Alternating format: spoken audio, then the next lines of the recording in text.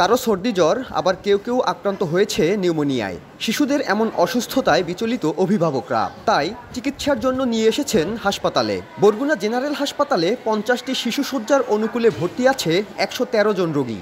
একটিমাত্র নেবুলাইজার মেশিনের কারণে শিশুদের নেবুলাইজেশন করাতে সিরিয়াল ধরে অপেক্ষা করতে হচ্ছে দীর্ঘ সময়। এতে বিপাকে পড়েছেন অভিভাবকরা। তারা বলছেন, অতিরিক্ত রোগীর চাপে ব্যাহত হচ্ছে চিকিৎসা সেবা। এদিকে রোগীর চাপ সামলাতে হিমশিম অবস্থা ডাক্তার ও নার্সদের। নিউমোনিয়া হয়েছে, কাশি হয়েছে, অনেক প্রচুর অসুস্থই ছিল। আর ঠান্ডা লাগছে, ঠান্ডা লাগে আপনার ব্লাডে ইনফেকশন হয়েছে। শিশু ওয়ার্ডে মাত্র একটা গ্যাস মেশিন, কিন্তু সমস্ত বাচ্চাদের কষ্ট হয়, সিরিয়াল ধরতে হয়। 1 ঘন্টা বই থেকে তারপর টাইম মতো গ্যাস দিতে পারি না, একটা মেশিন তো। আমাদের যে জায়গায় 50টা বেড আছে সেই জায়গায় রোগী আছে আজকে 115 জনের মতো।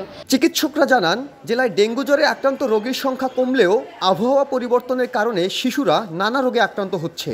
শিশুদের সুরক্ষায় অভিভাবকদের সচেতনতার পরামর্শ চিকিৎসকদের। পচা বাসি খাবারের ক্ষেত্রে একটু সতর্ক হতে হবে, বিশুদ্ধ পানি পান করাতে হবে, নিয়মিত গোসল করাতে হবে, আর একটু ঠান্ডা স্থানে বাচ্চাকে রাখতে হবে, কিন্তু আবার যেন অতিরিক্ত ঠান্ডা না লেগে যায় সে ব্যাপারেও সতর্ক হতে হবে।